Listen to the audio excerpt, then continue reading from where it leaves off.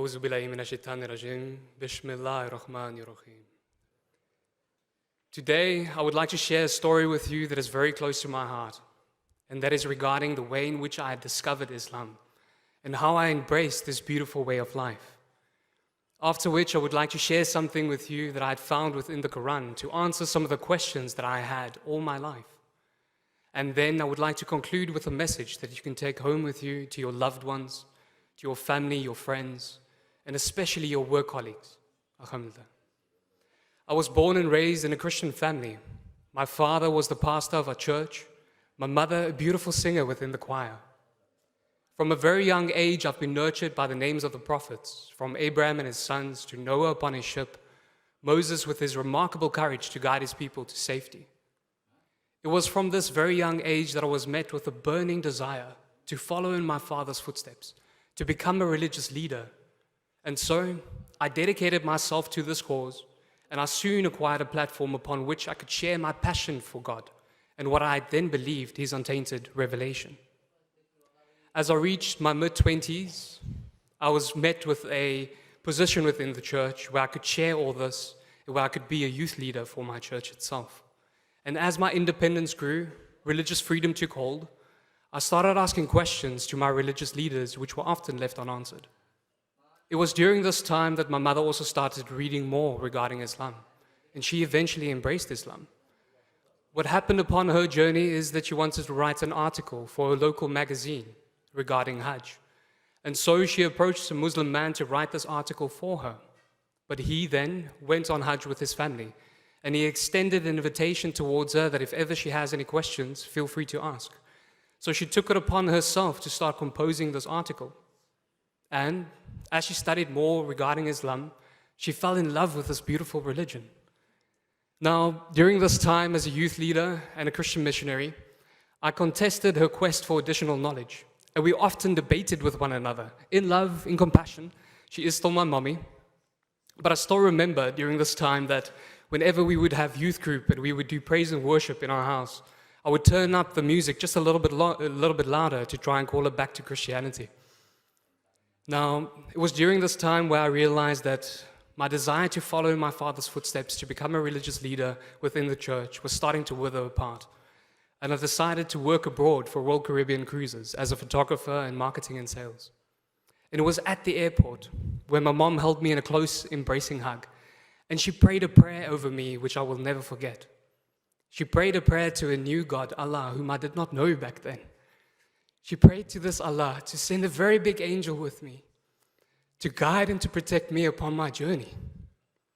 And so I left for my flight, and I landed in Australia, and I got onto my ship, and I opened up my bag, and I realized that my mommy had left me with more than just a prayer.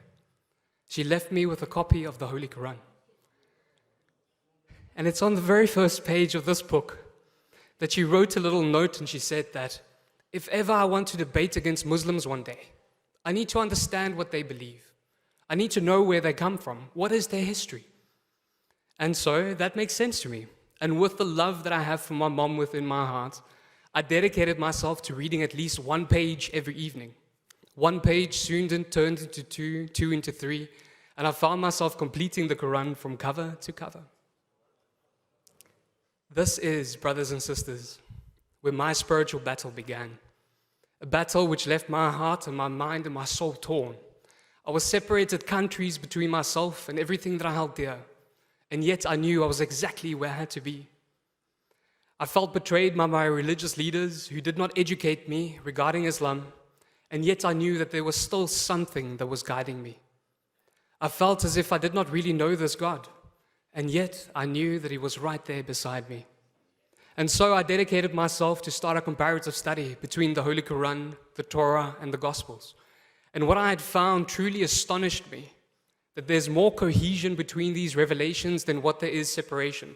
From the very core principle within the Holy Quran, found in Surah Ikhlas, where it says, Bismillahirrahmanirrahim, Qul Allahu ahad, Allahu samad, Lam yulid wa lam yulad, wa lam yakul kufuwan ahad. Say that he is Allah, the one and only. This is echoed within the Bible. In the book of Deuteronomy, chapter 6, verse 4, when Moses, peace be upon him, says, "Hear, O Israel, the Lord our God, the Lord is one." Confirmed by Jesus, peace be upon him, as to that which came before him, and that is to come after him. In the book of Mark, chapter 12, verse 29, where he says that the most important commandment is this: "Hear, O Israel, the Lord our God, the Lord is one." To the very concept that nothing in the heavens above, the earth beneath, or the water beneath the earth will ever resemble this God. Echoed in the book of Exodus, chapter 20, verse 3 to 5, and confirmed by Jesus, peace be upon him, as he stands before his followers, the Pharisees and his disciples, and he says that you've never heard the voice of God, neither have you ever seen his shape. In the book of John, chapter 5, verse 37. It was as if I've been reading a new revelation, as all these truths came to me and inspired within me the ability to wholeheartedly make my kalima and say that La ilaha illallah Muhammad Rasulullah, that there is no God worthy of worship except for Allah subhanahu wa ta'ala, and that Muhammad, peace be upon him, is his messenger. Now this is where my journey began.